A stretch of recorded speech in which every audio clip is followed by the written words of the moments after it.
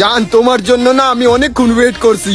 হর মা কি তুই কালা গরু, তোর মুখ কোকা গোবরের গন্ধ। ফকিন্নির মাইয়ার নিকে আমি বোতল টোকাইয়া গিফট আনি আর ও আমার লগে ব্যবহার করে।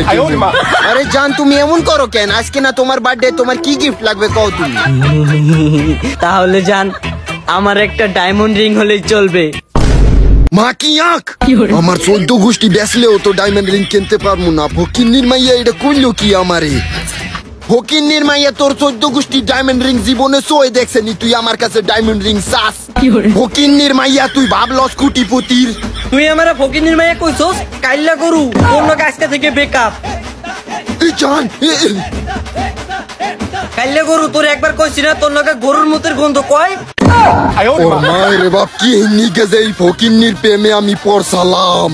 ওর মুখ যে কুত্তার মতন দেখা যায়, হেডার খবর ও রাহে না। জান তোমার ডায়মন্ড রিং দিম, এত টাকা তো আমার কাছে নাই, চলো কোথাও থেকে ঘুরে আসি। ও ঘুরতে নিবা?